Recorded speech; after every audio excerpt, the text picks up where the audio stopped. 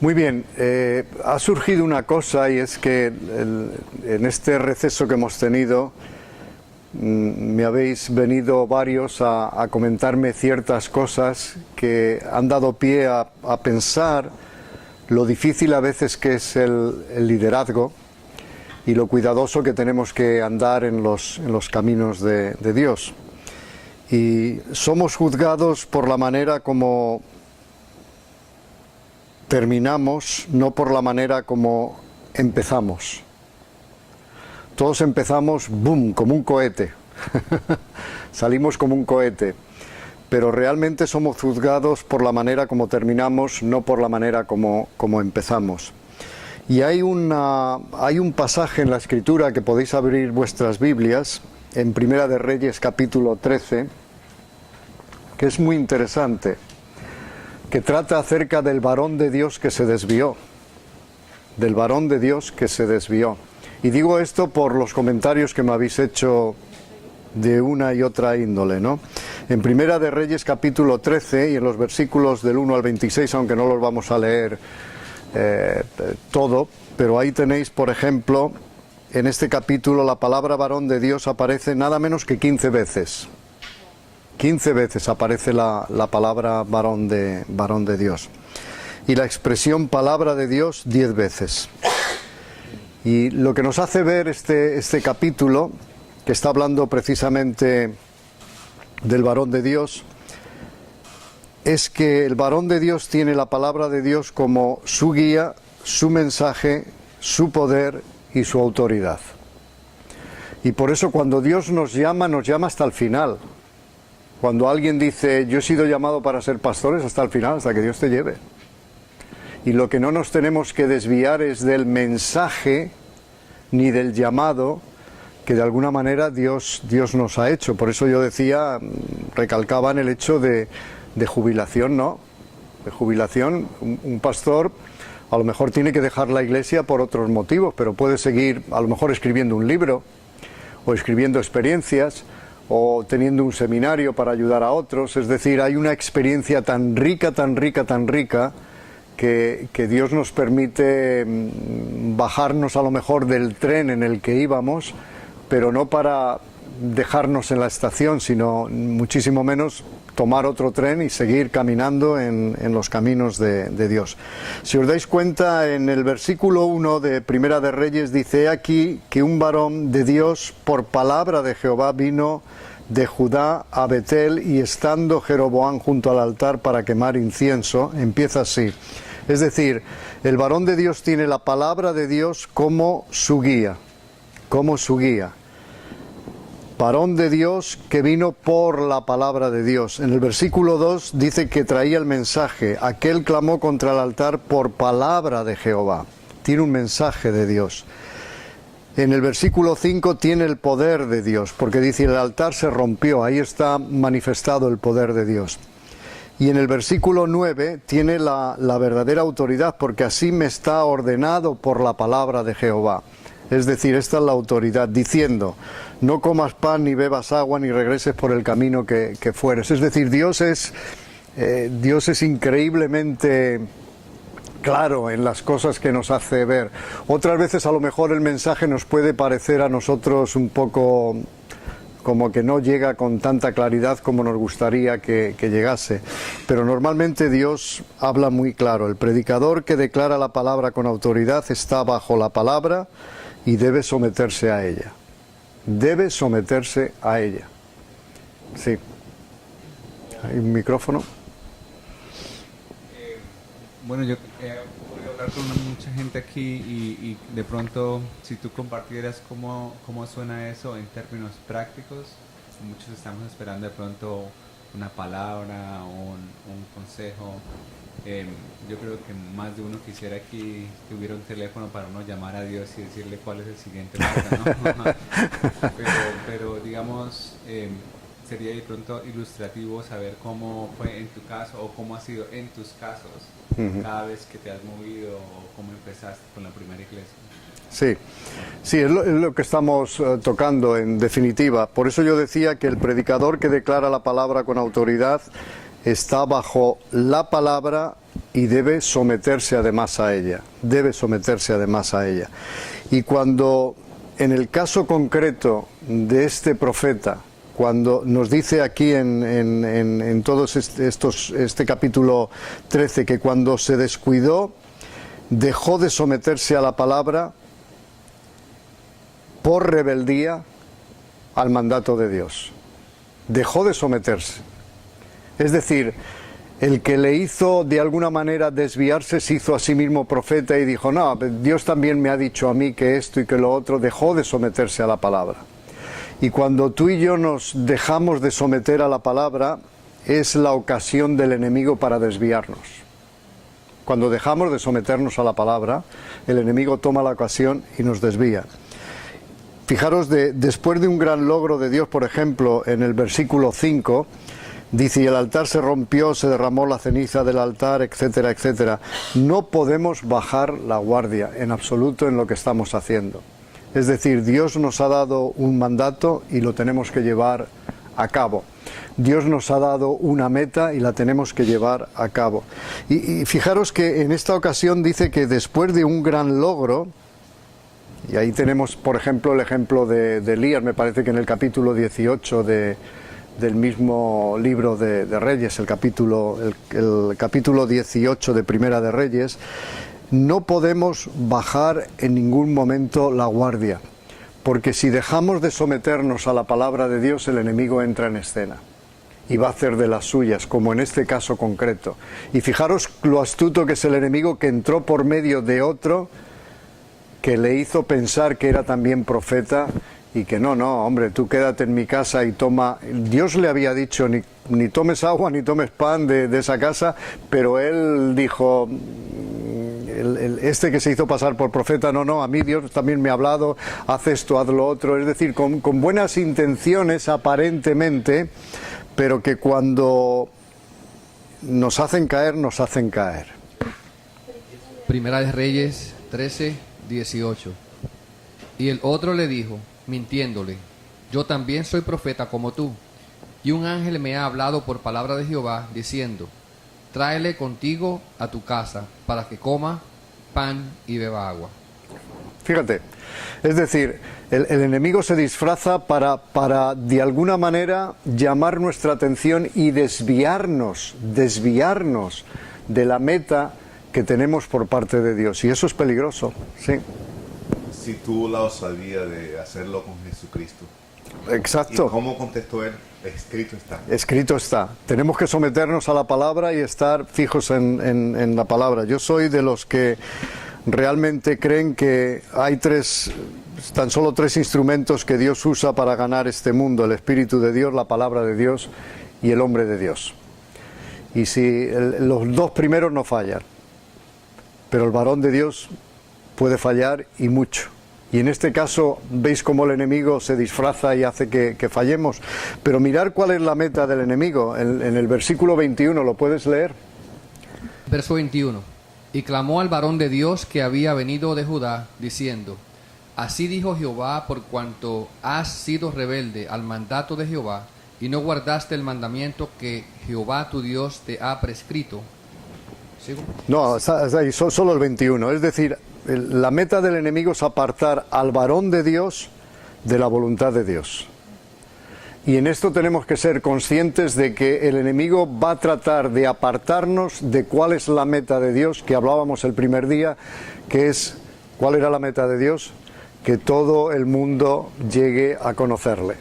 Es decir, decíamos que era la Z, ¿no? Que todo el mundo llegue a conocerle. Hará todo lo imposible, lo que esté en sus manos, para apartarnos precisamente de esa meta.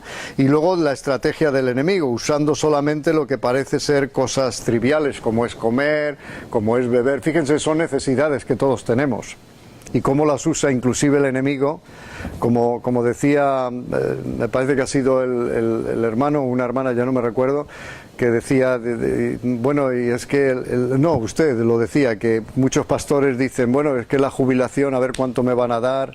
Cosas triviales puede usar el enemigo para apartarnos de la voluntad de Dios, como es el comer, como es el tener. Él se ocupará, si nos ha llamado, esa es su responsabilidad. Yo tengo que descansar totalmente en lo que Él dice, en la forma en que Él me está guiando, y Él proveerá los medios suficientes para que la cosa termine bien.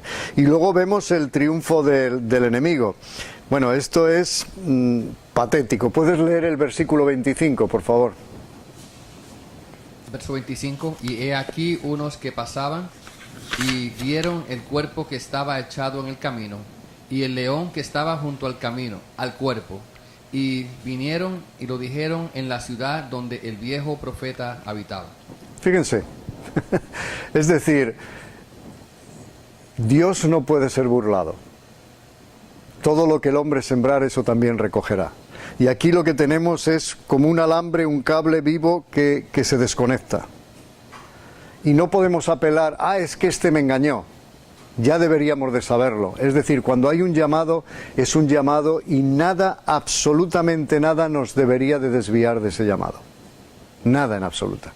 Porque si no, nos puede ocurrir lo que le ocurrió a este varón de Dios, que fue desviado simplemente porque puso atención a lo que no tenía que haber puesto atención.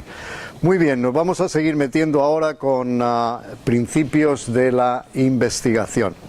Entramos ahora en un tema importante, bueno, todos ellos son importantes. Y aquí la pregunta es, ¿qué es la investigación?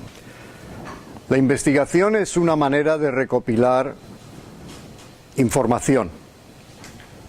La investigación es la recopilación de información necesaria para la tarea de establecer iglesias y extender el reino de Dios en un área muy específica. Yo os dije que cada vez que yo empezaba una iglesia, yo lo que hago es primero una investigación de la población que quiero ganar para el Señor. Quiero saber, cuanto más sepa de ella, mejor que mejor.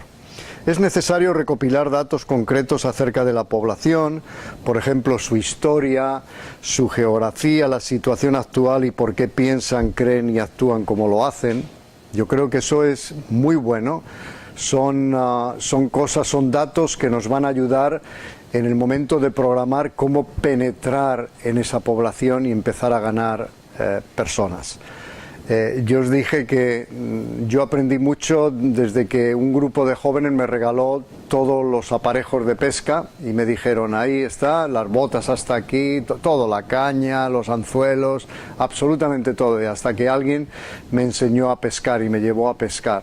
Bueno, lo primero que aprendes con la pesca es paciencia y perseverancia, y aprender a cómo manejar los anzuelos.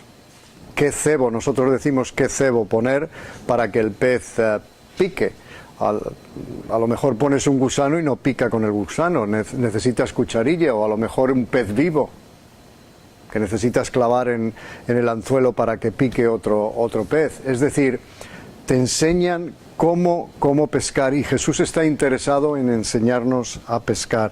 Pero antes de eso tenemos que hacer una investigación, porque suponte que vamos a un pantano, a un lago, y resulta que alguien nos dice, después de estar ahí un mes tratando de pescar, si ahí no hay ningún pez. O el tipo de pez que hay ahí, solo lo puede usted pescar con X, con esto. Pues sería terrible, ¿no? Así que es necesario ordenar y presentar los datos recogidos de manera que los establecedores de iglesias puedan ser motivados por la situación real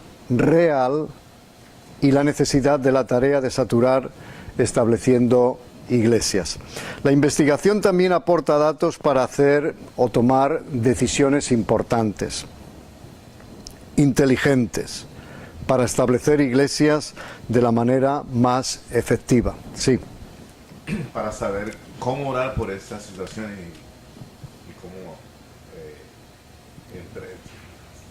derribar esas situaciones que están allí. Exacto. La investigación lo que nos lleva es a saber cómo orar, por la población que queremos alcanzar y cómo llegar a alcanzarla también. Yo voy a poner algunos ejemplos también con ello, ¿no? Sin embargo, la investigación nunca debe minar el pensamiento Z, es decir, lo que es la meta de Dios. El objetivo de la investigación no es determinar si se debe o no establecer iglesias. Cuidado, yo no estoy diciendo eso, sino saber cómo hacerlo de la manera más efectiva después de evaluar las oportunidades y los obstáculos. Esto me ocurrió en una población en la Comunidad de Madrid, donde alguien había tratado por 120 años establecer una iglesia y no pudo. Estableció un colegio, pero no una iglesia. Entonces, cuando yo me comprometí a establecer una iglesia, mis compañeros en el ministerio de distintas denominaciones me dijeron: Carlos, estás loco.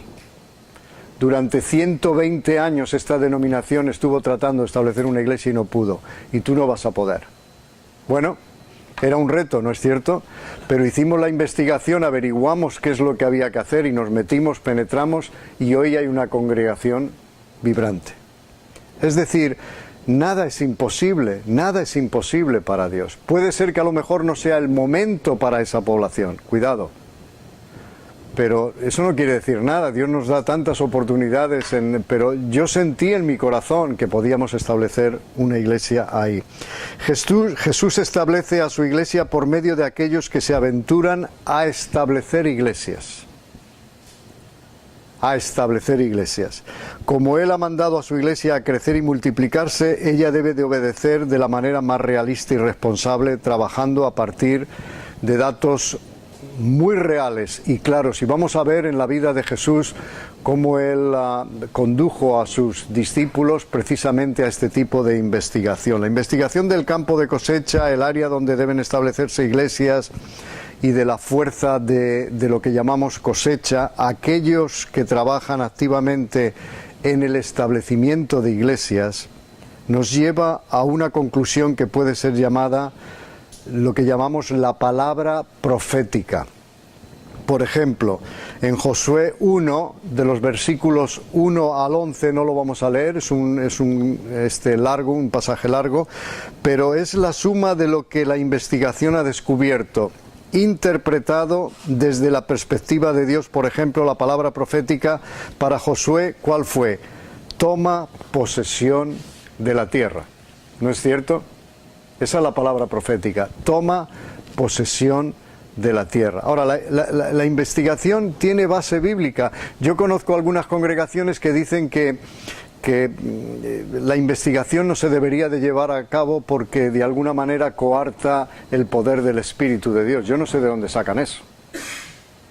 La verdad es que no sé de dónde lo sacan. Cuando el pueblo de Dios se prepara a realizar una tarea en un lugar desconocido, la información es un puente entre lo conocido y lo desconocido. Es un puente entre lo conocido y lo desconocido. La información nos ayuda a dar el difícil primer paso de fe. Cuando yo hago una investigación, me ayuda a dar el primer paso de fe. Por ejemplo, en Números 1, del 1 al 46, y es un pasaje que os recomiendo que leáis en casa, no ahora mismo, es una relación de los hombres disponibles para combatir en el ejército. Fíjense. Los hombres disponibles para combatir en el ejército. Dios mandó al pueblo a combatir y le prometió la victoria, pero también mandó a que contaran los soldados disponibles para combatir. Dios es el primero en hacer números, en este sentido, y Él nos enseña a cómo hacerlo. Esto permitió que Israel organizara a su gente para la posesión de la tierra. Para el establecimiento de iglesias es exactamente igual. La información obtenida en la investigación que realizamos acerca de aquellos que están disponibles para realizar la tarea es una herramienta necesaria para su organización. Por ejemplo, si yo estoy investigando un campo y digo cuántos obreros voy a necesitar para hacer esta tarea en X tiempo, ¿qué talentos, qué dones voy a necesitar? Bueno, ya me estoy metiendo en algo que de alguna manera va a bendecir mi propia vida. Estoy investigando qué es lo que voy a necesitar. De la misma manera que cuando hacemos un viaje, cuando vinimos para Florida, mi esposa decía, bueno, ¿qué vamos a necesitar en Florida? Bueno, no mucho abrigo, porque es un clima caluroso, pero es que luego vamos a ir a ver a mi hija a Carolina del Sur. Entonces teníamos que traer también algo de abrigo, porque ahí hace más frío que aquí. Es decir, te pones a investigar cómo es el clima en el lugar donde vamos a estar. Es lo mismo que en el establecimiento de iglesias. Según lo narrado, por ejemplo, en Números, en el capítulo 13, del 1 al 14, y luego inclusive ya todo el capítulo 38, Dios mandó que enviaran espías para obtener información de primera mano sobre la tierra que Israel iba a poseer y a saturar. Fijaros bien. Ahora, por las observaciones de los espías, Israel fue capaz de ver la tierra que poseerían y determinaran la estrategia a utilizar y qué obstáculos deberían superar al invadir la tierra. Y es muy interesante estudiarlo. Para establecer iglesias, yo diría que una buena o buenísima investigación del área donde se establecen, donde se van a establecer las iglesias, donde queremos establecerlas, puede indicarnos qué clase de personas participarán en esas iglesias, cómo aproximarnos a ellas y qué obstáculos vamos a tener que superar cuando nos aproximemos a ellas. Por ejemplo, en algunas aldeas o algunos pueblos de España, la gente es tan sumamente religiosa que ir ahí con el Evangelio es prácticamente ir de guerra, porque no te admiten que tú traigas algo tan distinto a lo que ellos han abrazado y de alguna manera no solo abrazado, sino han creído durante muchísimos años, y se ven como amenazados cada vez que vamos a un pueblo así un poco, digamos, pequeño, que suele ser muy cerrado, muy cerrado. Nehemías investigó, por ejemplo, la condición de Jerusalén antes de comenzar la tarea de reconstrucción de las murallas. Es muy interesante. Ahí tenéis en Nehemías 1, del 3 al 4, y Nehemías capítulo 2, del 1 al 6. Y así fue capaz de evaluar la moral del pueblo que habría de hacer el trabajo. Pudo ver qué pasos prácticos tendría que dar para culminar la tarea. Y fue capaz además de prepararse para la ardua tarea ante él. Estos principios son aplicables para el establecedor de iglesias, pero perfectamente aplicables. Jesús anduvo entre la gente y se percató de sus necesidades. Ahí lo tenemos en Juan, en el capítulo 9 y versículo 35. De sus necesidades espirituales antes de enviar a sus discípulos a trabajar entre ellos. Después de una investigación de primera mano, él proclamó la cosecha. Jesús proclamó enseguida la cosecha. Al andar entre las personas, viendo sus abrumadoras necesidades, sintió una profunda compasión por ellos basada en su experiencia personal, porque les vio como ovejas que no tienen pastor. Vio sus necesidades espirituales. Y esta observación también lo motivó a movilizar a personas para la oración y el ministerio. Para el establecimiento de iglesia, la investigación lo que hace es que siempre genera compasión y moviliza para la oración y el ministerio. Siempre genera para la compasión y moviliza para la oración y el ministerio. Por ejemplo, en Juan 4:35, el Señor Jesús ordenó a sus discípulos mirar o investigar, que viene a ser lo mismo, que es el significado del griego, la cosecha de almas. Algunas veces olvidamos cómo Dios mira a las personas. ¿Cómo lo hacemos tú y yo? ¿Cómo miramos a las personas? Cuando las miramos, ¿qué vemos en ellas? ¿Los pasamos por alto? ¿Los vemos como obstáculos? ¿O los vemos como aquellos que Dios nos está entregando para Él mismo? A veces nos quedamos atrapados en nuestro propio trabajo, resolviendo nuestros propios problemas, y es muy difícil olvidar que Dios quiere que nos acerquemos a las personas y las traigamos a Él. Él usa la analogía de la cosecha. Si volvemos a Juan capítulo 4 y los versículos 35 al 38, ahí lo tenéis. el momento cuando los segadores van al campo, cosechan el fruto maduro y lo traen al propietario del campo. Que alguien lo lea, por favor. Juan 4, 35 al 38. ¿No decís vosotros, todavía faltan 4 meses y después viene la siega? He aquí, yo os digo, alzad vuestros ojos y ved los campos que ya están blancos para la siega. Ya el segador recibe salario y recoge fruto para vida eterna, para que el que siembra se reconcilie juntamente con el que siega. Porque en este caso el dicho es verdadero: uno es el que siembra y otro el que siega. Yo os envié a segar lo que no habéis trabajado. Otros han trabajado y vosotros habéis entrado en su labor. Es decir, él usa la analogía de la cosecha. El momento cuando los segadores van al campo, cosechan el fruto maduro y lo traen al propietario del campo. Antes de lanzarse a la desconocida aventura misionera de establecer iglesias, recordaréis que Pablo y Bernabé fueron a Chipre, esto lo tenemos en Hechos de los Apóstoles capítulo 13 y los versículos 4 y 5, al hogar de Bernabé, donde éste conocía y comprendía la situación de primera mano. Era el hogar de Bernabé. Él conocía a su gente, él conocía lo que ahí ocurría. Así que bueno, mientras más familiarizados estén los obreros con una cierta área, más confiados se sentirán trabajando en ella. Y la información que obtenemos nos da esta confianza para trabajar entre aquellos que queremos ganar. La investigación siempre aporta conocimiento que puede ser un puente entre lo conocido y lo desconocido, decíamos al principio. Y al realizarla es aconsejable practicar nuestras técnicas de investigación en un lugar donde, ahora te doy la palabra, en un lugar donde nos sea familiar antes de irnos a trabajar a un territorio desconocido. Es decir, ¿por qué no empezamos con un territorio muy familiar para nosotros? Porque luego vamos a estar en un territorio totalmente desconocido.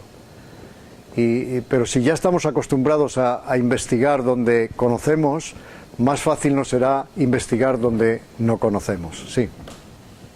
Nosotros salíamos a evangelizar una vez sin hacer esa investigación, pero encontramos que en ese lugar había muchas personas que usaban la santería.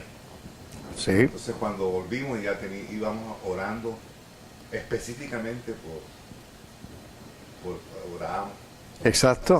Exacto, porque ya vas conociendo lo que te vas a encontrar, eso es buenísimo. Yo recuerdo fíjense, inclusive cuando se gana gente, por ejemplo, en España el trasfondo católico romano es muy fuerte, ¿no?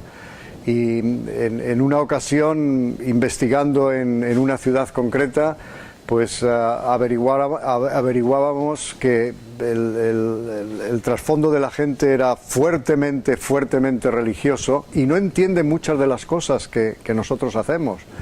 Por ejemplo, un día yo estaba limpiando un poco la entrada a la iglesia porque había jóvenes que por la noche habían estado comiendo pipas y habían echado allí las cáscaras. Y yo estaba barriendo ahí un poco la entrada, mi esposa estaba colocando flores en el santuario, etcétera, y faltaban como media hora para que empezara el culto, 20 minutos o algo así. Y vino un matrimonio, se paró en la puerta y me dijo: oiga, ¿esto es una iglesia evangélica protestante? Y yo le dije: sí. Y dice: ¿podemos pasar a verla? Porque nunca hemos estado en una. Sí, por favor, pase usted. Y pasaron y empezaron a mirar por las paredes, todo. Ay, pues es muy bonito. Y dice: oiga, ¿y los santos dónde están? ¿Ven? ¿Los santos dónde están? Y yo le dije: pues si usted espera en 20 minutos estarán aquí. Y bueno, pusieron una cara de asombro tremenda. Porque claro, ellos tienen un concepto de santos que nosotros no lo tenemos. Santos somos todos aquellos que hemos sido santificados por la sangre de Jesucristo. Pero el concepto que ellos tienen es muy distinto, ¿no es cierto? Bueno, la investigación lo que nos ayuda es a entender qué piensa, cómo piensa y por qué piensa así las personas. Y eso nos da un motivo para llegar a ellas de una manera más real que de otra. Mientras el Señor añadía su número, la iglesia primitiva, leemos, llevaba cuenta del crecimiento numérico y lo informaba. Por ejemplo, que alguien lea por favor en Hechos 2:41. Vamos a leer varios versículos aquí. Hechos 2:41. Quien lo tenga. Así que los que recibieron su palabra fueron bautizados, y se añadieron aquel día como 3,000 personas. El 47. Alabando a Dios y teniendo favor con todo el pueblo, y el Señor añadía cada día a la iglesia a los que habían de ser salvos. Vamos al capítulo 4 y versículo 4.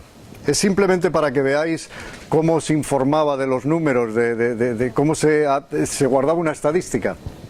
Pero muchos de los que habían oído la palabra creyeron, y el número de los varones era como 5,000.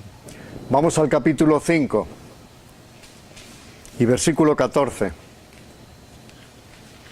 Y los que creían en el Señor aumentaban más, gran número así de hombres como mujeres. En el capítulo 9 y versículo 31, ese es el último. Entonces las iglesias tenían paz por toda Judea, Galilea y Samaria, y eran edificadas andando en el temor del Señor, y se acrecentaban fortalecidas por el Espíritu Santo. Claro, ¿qué es lo que ocurre? Que este tipo de información en cualquier región o comunidad, nos da pistas sobre dónde y cómo Dios está obrando en las vidas de muchísimas personas, de miles de personas. Y esto nos anima a nosotros. Pero ¿veis cómo se guardaban datos en la iglesia primitiva? Cómo Dios iba acrecentando el número de personas que metía en la iglesia, porque quien los mete es el Señor. Y ahí estaban.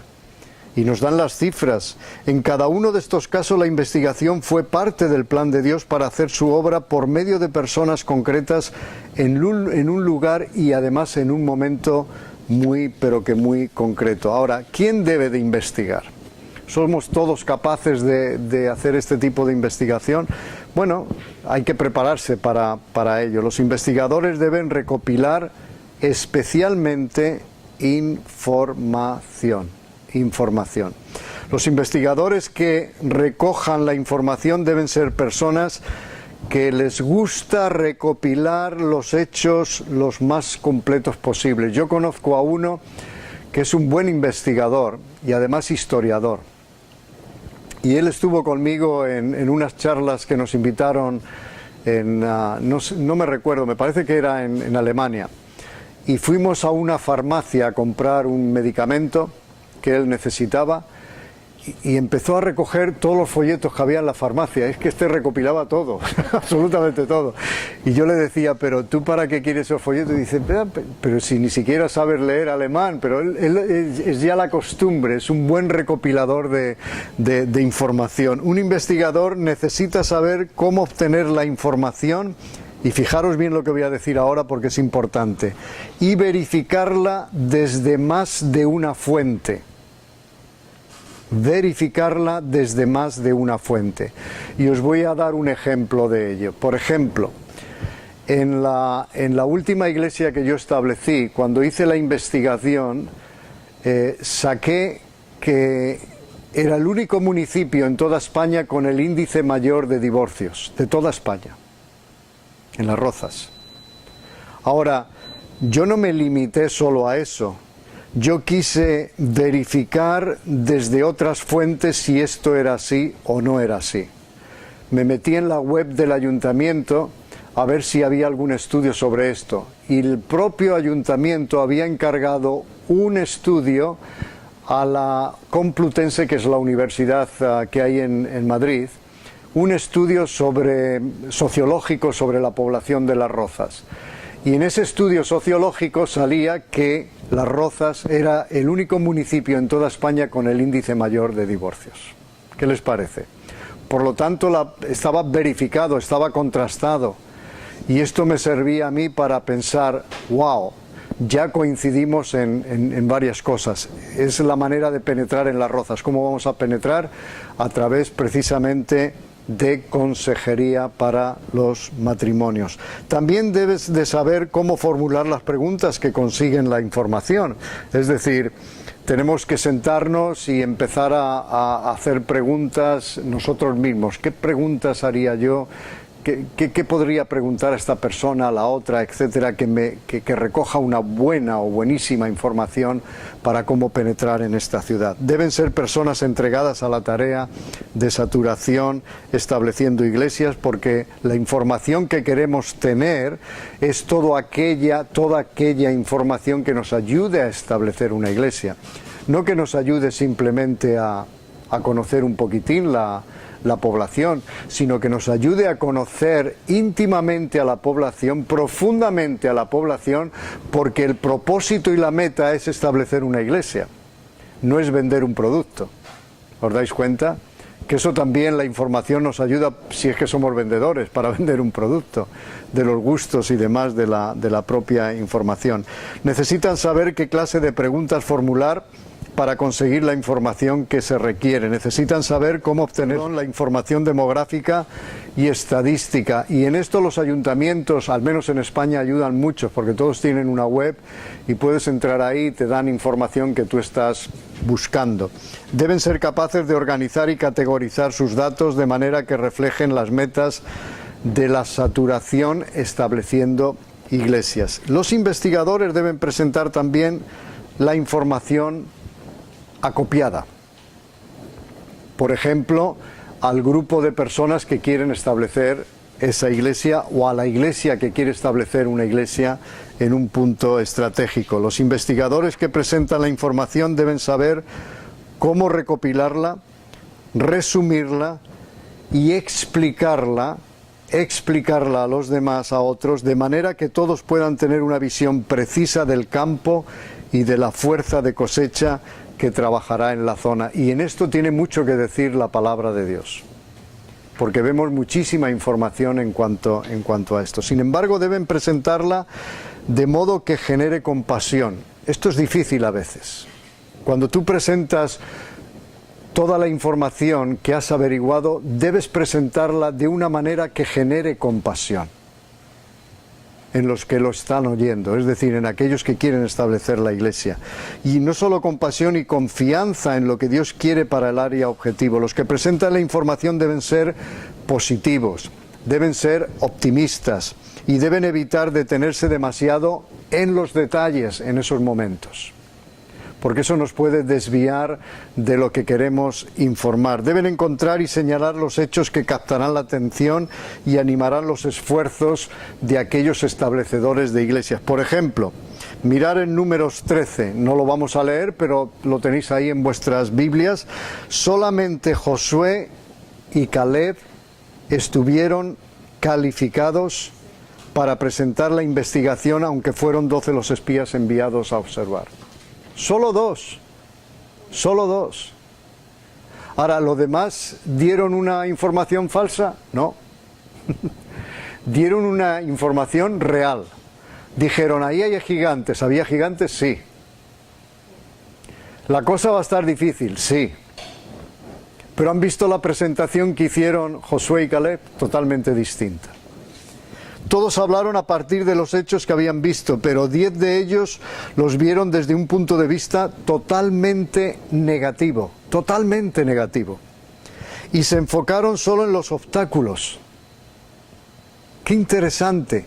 Solo se enfocaron en los obstáculos y olvidando las promesas de Dios, mientras que Josué y Caleb, nos dice el pasaje, reconocieron los desafíos y los problemas, pero nunca declararon o dudaron de que Dios cumpliría su voluntad y presentaron una visión positiva de lo que Dios haría a partir de los hechos observados.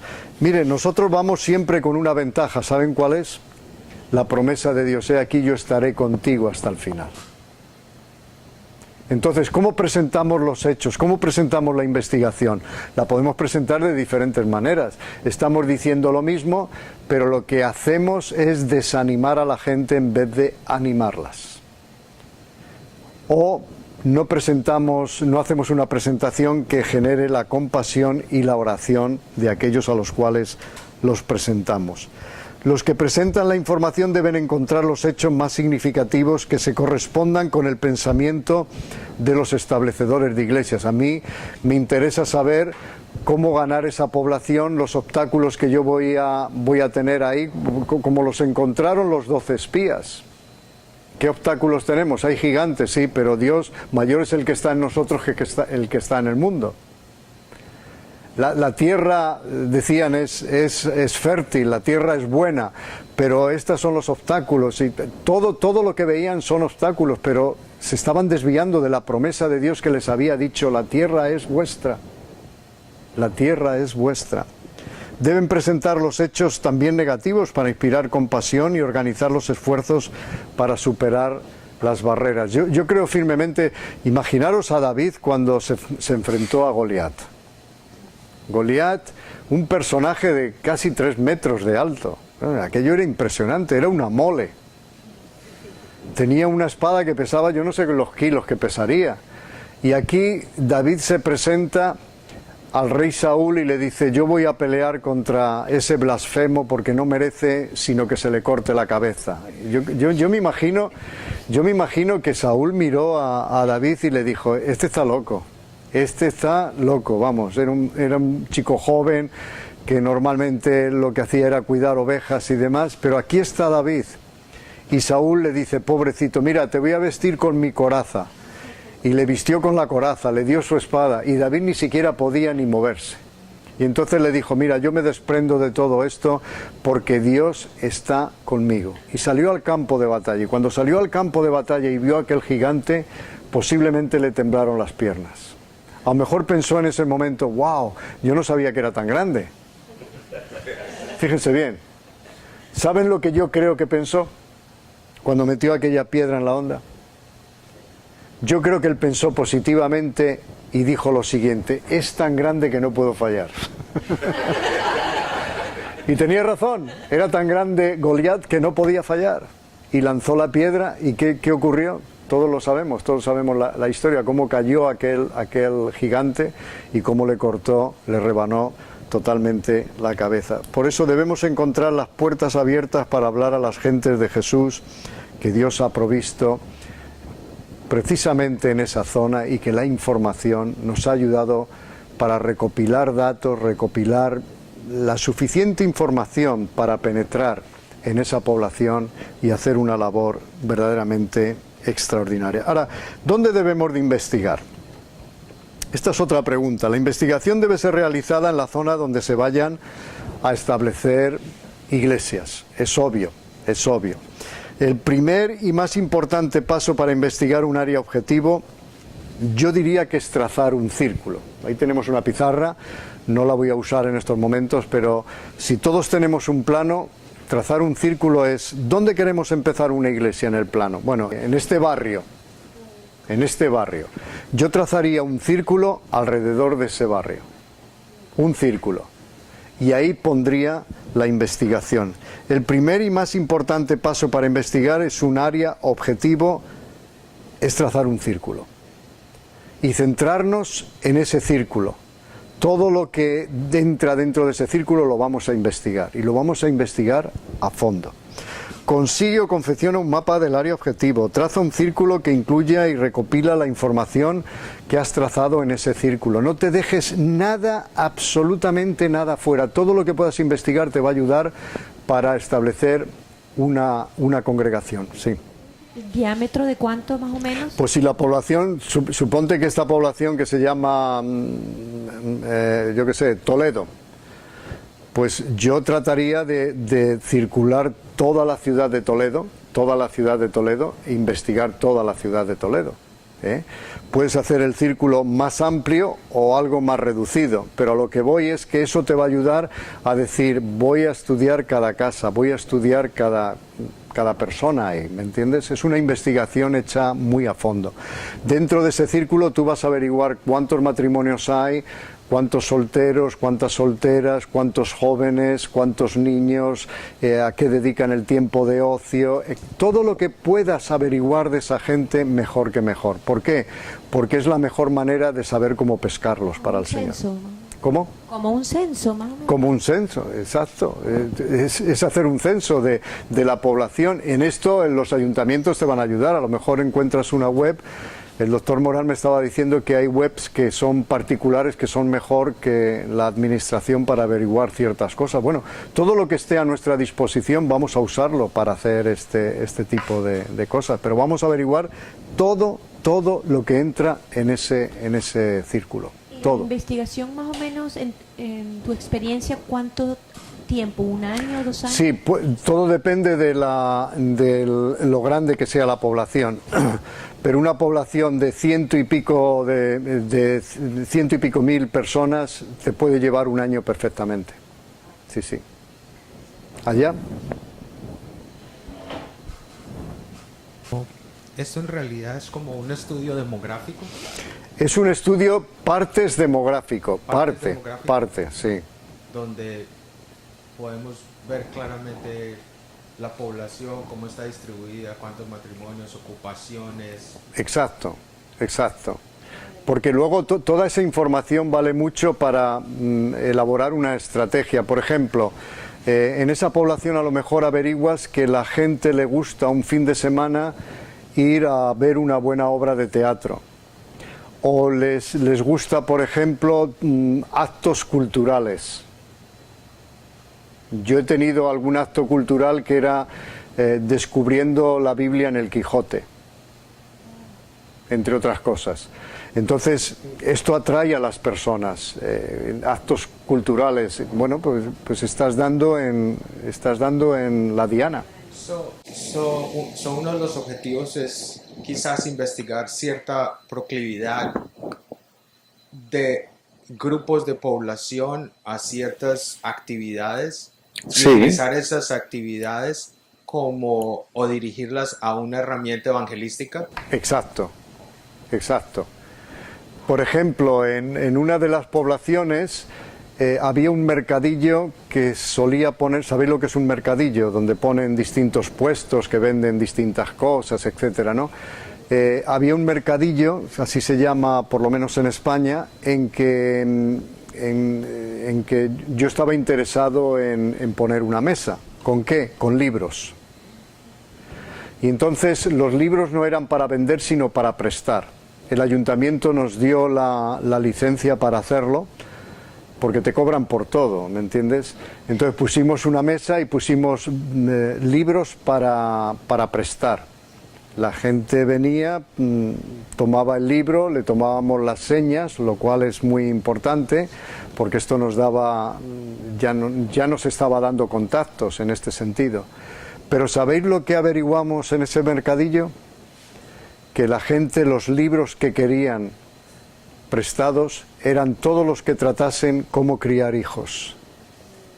Fíjense bien, las relaciones matrimoniales, es decir, todo lo que tenía que ver con la familia. Bueno, ya te están orientando de cuál es el problema a lo mejor, o cuál es la inquietud en la población. ¿Cuál es la inquietud en la población? Así que todo lo que podamos hacer por investigar nunca caerá en saco roto. Porque si no investigamos es como una piñata. Bueno, entonces, para que caigan los caramelos. Bueno, si vamos a establecer iglesias de esa manera, nunca estableceremos una iglesia. A lo mejor tenemos muchos caramelos, pero no tendremos ninguna iglesia, ¿no? Así que investiga todo lo posible dentro del área incluida en ese círculo. Todo, absolutamente todo. A lo mejor averiguas que hay una zona de la ciudad que aman más los animales que otra. Que la gente tiene más perros y gatos que otra. Todo nos va a ayudar de alguna manera a hacer algo así. Comienza con un área que puedas manejar y úsala como prototipo. Comenzar con un área pequeña aumenta la confianza para repetir la experiencia en otras mayores de tamaño y cantidades. Si tú empiezas, si yo vivo en una barriada y digo, voy a investigar los 7 bloques que hay en esta comunidad, 7 bloques tan solo, pues eso me ayuda para luego investigar 200 bloques. ¿Os dais cuenta? Y luego eso me ayuda para investigar toda una ciudad. Es decir, voy ganando experiencia con todo esto. Confecciona un mapa del área. Normalmente un mapa lo puedes encontrar en cualquier otro sitio, pero puedes confeccionar tu propio mapa y vas trazando en amarillo en el mapa: esto ya lo he investigado, esto ya lo he investigado, pero investiga cada rincón del mapa. Señala en el mapa los datos importantes, tales como la localización de las iglesias, si hay iglesias, dónde están, así como otros sitios importantes para la tarea, por ejemplo, centros religiosos, centros políticos, mercados, sitios históricos, etcétera, etcétera, etcétera. Cuando yo empecé en una población, yo era los únicos que estábamos empezando en esa población. Cuando hice la investigación, empezamos a ganar gente y bueno, todo iba muy bien. Ya éramos bastantes, tuvimos la oportunidad de decir, bueno, vamos a alquilar un local. Fuimos para alquilar un local y los que estaban en el comité para ver de la localidad, es decir, de un local para reunirnos, vieron uno que les gustaba. Y hablaron con la dueña y le dijo, mire, nos gusta este local. Y le dijo, ¿y eso para qué es? Para una iglesia evangélica. Dice, anda, acabo de alquilar también el otro para otra iglesia evangélica. No lo sabíamos. Y este era un misionero que había venido de Estados Unidos y antes de ponerse a ganar gente, lo que hizo es alquilar un local. Bueno, no lo alquiló, lo compró. Lo compró. Bueno, esa no es la mejor manera de empezar, ¿me entendéis? Porque luego tienes que enseñar a la gente a ser responsable con sus recursos. Y si la gente ve que todo lo has hecho tú, pues seguirá pensando que todo lo hagas tú. Y no vas a tener mucho en ese sentido. O sea que es una mala manera de empezar. Ahora, ¿cuándo debe de investigarse? Bueno, antes de comenzar la tarea de establecimiento de iglesias, por supuesto. Israel, hemos dicho antes, envió los 12 espías antes de entrar en la tierra. Antes de entrar en la tierra, envió 12 espías. Nehemías investigó antes de reconstruir las murallas. Ahí lo tenéis en el Nehemías capítulo 1, los versículos 3 al 4, etc. Gedeón investigó para encontrar a los valientes del pueblo y para conocer la moral del enemigo. Interesante, ¿no es cierto? Jesús visitó los pueblos y aldeas antes de enviar a sus discípulos. Ahí lo tenéis en Mateo 9:35. Sintió compasión por la gente. Jesús dijo que miráramos lo que hay delante de nosotros antes de actuar. Por ejemplo, vamos a Lucas, que alguien lo lea, por favor. Lucas 14:25 al 33. Grandes multitudes seguían a Jesús, y él se volvió y les dijo: si alguno viene a mí y no sacrifica el amor a su padre y a su madre, a su esposa y a sus hijos, a sus hermanos y a sus hermanas, y aún a su propia vida, no puede ser mi discípulo. Y el que no carga su cruz y me sigue, no puede ser discípulo. Supongamos que alguno de ustedes quiere construir una torre. ¿Acaso no se sienta primero a calcular el costo para ver si tiene suficiente dinero para determinarla? Si echa los cimientos y no puede terminarla, todos los que vean comenzarán a burlarse de él y dirán: este hombre ya no pudo terminar lo que comenzó a construir. O supongamos que un rey está a punto de ir a la guerra contra otro rey. ¿Acaso no se sienta primero a calcular si con 10.000 hombres puede enfrentarse al que viene contra él con 20.000? Si no puede, enviará una delegación mientras el otro está todavía lejos para pedir condiciones de paz. De la misma manera, cualquiera de ustedes que no renuncie a todos sus bienes no puede ser mi discípulo. Ahora, ¿qué es lo que está metiendo Jesús aquí? Es el hecho del coste, es la investigación. Es decir, ¿quién se pone a hacer una casa sin contar si tiene los recursos para hacerla o no? Bueno, aquí dice una torre. ¿O quién va contra un ejército sin haber investigado antes? Y resulta que el ejército, tú tienes 10.000 y el ejército que viene contra ti son 20.000. Y entonces tienes que mandarle una delegación para decirle: oye, ¿por qué no hacemos las paces? Porque te das cuenta que no puedes ir contra ellos. Es decir, investigamos. Si investigamos, la cosa será mucho más fácil porque sabremos en todo momento con qué recursos contamos y si podemos hacer esto o no lo podemos hacer. La investigación es lo que nos va a llevar a tomar esas decisiones. Sin embargo, podemos ganar la batalla y los recursos para el establecimiento de iglesias por una razón muy sencilla. Están disponibles porque Jesús dijo en Mateo 16:18 que Él edificará su iglesia y ninguna oposición podrá prevalecer contra la iglesia. ¿No es eso maravilloso? Fíjense, nos da todas las garantías de que vamos a terminar la obra. Nos da toda la garantía de que vamos a poder ganar. O sea, ¿qué más necesitamos? Que esas garantías por parte del Señor. Ahora, durante el proceso de establecimiento de iglesias, yo creo que es necesario hacer diagramas del crecimiento de los nuevos pequeños grupos a medida que se desarrollan como iglesias, es decir, pequeños grupos que se van reuniendo, a lo mejor 5, 6, 7, 8 personas que se convierten en 20, en 30, etcétera, etcétera. Y es necesario evaluar el crecimiento y tratar además de determinar por qué la iglesia crece o deja de crecer. Y en esto se falla mucho. A veces no hacemos una investigación por qué la iglesia deja de crecer o por qué la iglesia está creciendo. Y las dos cosas es conveniente el hacerlas, porque si yo averiguo por qué la iglesia crece, me voy a esforzar más para que crezca más. Si yo averiguo por qué la iglesia no está creciendo después de estar 3 años ahí, bueno, a lo mejor no estamos haciendo lo que deberíamos de hacer y por eso no está creciendo. Es decir, la información va a ser muy, muy rica para nosotros. Es necesario hacer diagramas de la actividad ministerial en los nuevos grupos, por ejemplo.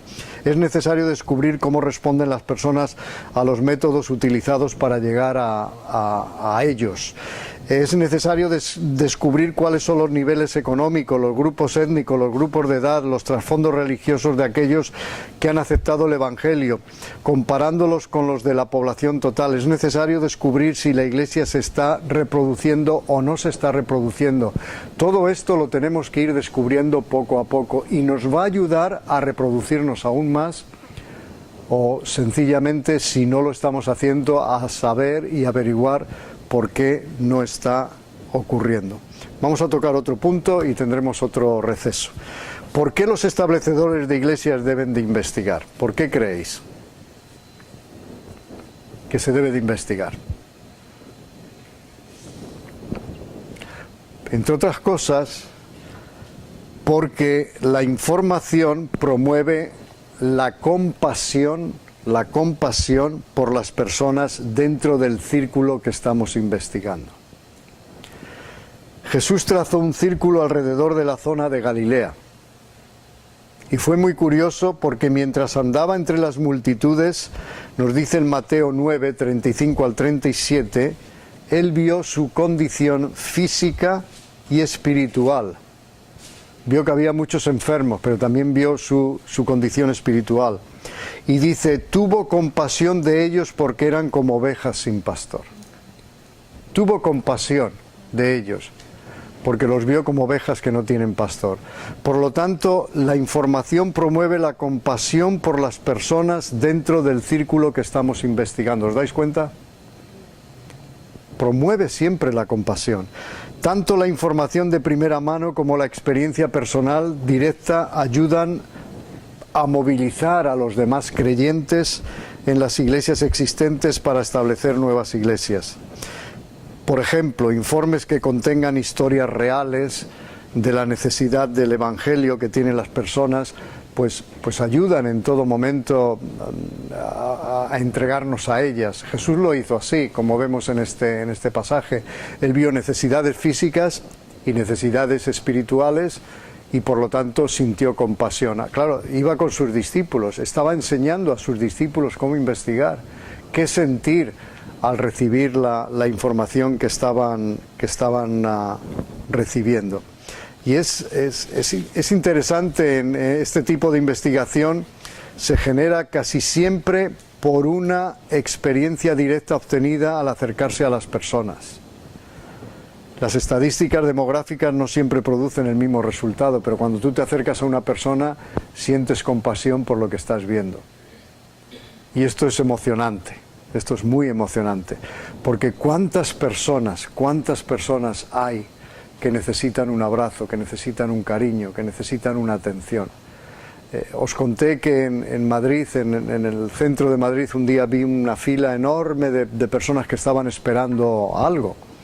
Y al acercarme vi que había un señor que tenía un letrero al lado que ponía: se dan abrazos libres. Gratis, totalmente gratis. Y ahí la gente estaba esperando para ser abrazada. ¿Se imaginan? Lo cual de alguna manera nos está indicando la necesidad que hay en tantísimas personas, pero tantísimas personas, de ser abrazadas, de ser consoladas.